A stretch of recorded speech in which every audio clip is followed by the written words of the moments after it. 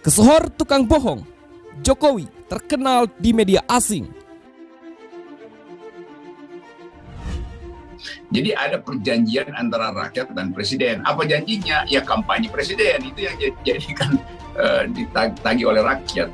Nah kalau presiden nyimpang-nyimpang dikit, ya diledek dikit oleh rakyat. Kalau nyimpang banyak, diledek banyak oleh rakyat.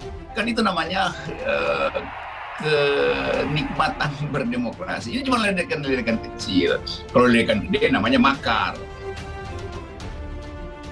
Demokrasi semakin dilemahkan.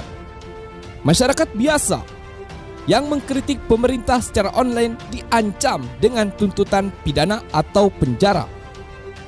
Upaya Jokowi menyingkirkan golongan oposisi politiknya. Koalisi pendukung Jokowi juga kini telah mendominasi kursi di parlemen. Selain itu, Jokowi disebut telah mengelilingi dirinya dengan para jenderal dan semakin bergantung pada angkatan bersenjata dalam melaksanakan kebijakan dalam negeri. Majalah The Economist menulis laporan yang menyebut demokrasi semakin dilemahkan di bawah pemerintahan Presiden Joko Widodo. Laporan The Economist yang bertajuk Presiden Indonesia menjanjikan reformasi, tapi dia sendiri yang berubah, itu dikeluarkan pada Jumat 20 Agustus 2021. Terselip tulisan di bawahnya yang menyatakan demokrasi di Indonesia semakin dilemahkan di era Jokowi. Tulisan itu diawali dengan ulasan soal tes wawasan kebangsaan. Pertanyaan di TWK KPK. Seperti setuju atau tidak, homoseksual diberi hukuman fisik dinilai sangat aneh. Akhirnya, 75 orang dinyatakan tak lolos TWK KPK dan beberapa di antaranya diputuskan diberhentikan. Beberapa di antara mereka bahkan merupakan penyidik terbaik yang dimiliki lembaga anti rasuah tersebut. The Economist juga menyinggung soal indeks persepsi korupsi yang turun jadi 37 dari skor 100 berdasarkan laporan dari Transparansi Internasional. Indonesia bahkan disebut lebih rendah dari India dan Brasil.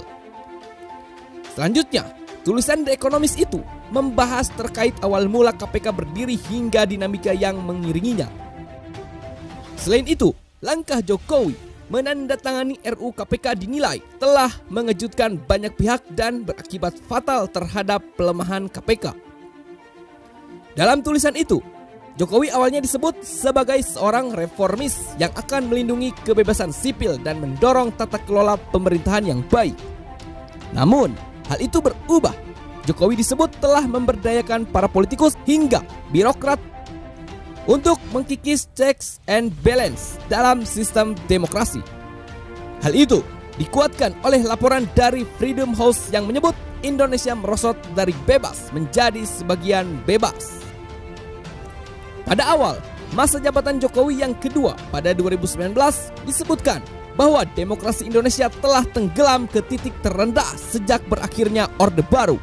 Mengutip dari tulisan Thomas Power dan F.V. Warburton di buku Demokrasi di Indonesia dari Stagnasi ke Regresi. Hal ini yang disorot di tulisan The Economist terkait upaya pemerintah menekankan pandangan yang tidak disukainya. Masyarakat biasa yang mengkritik pemerintah secara online diancam dengan tuntutan pidana atau penjara. Selain itu, langkah Kementerian Komunikasi dan Informatika dalam memblokir situs yang tidak pantas juga menjadi sorotan. Ada juga bahasan terkait upaya Jokowi menyingkirkan oposan politiknya. Koalisi pendukung Jokowi juga kini telah mendominasi kursi di parlemen. Selain itu, Jokowi disebut telah mengelilingi dirinya dengan para jenderal dan semakin bergantung pada angkatan bersenjata dalam melaksanakan kebijakan dalam negeri, seperti peningkatan produksi beras.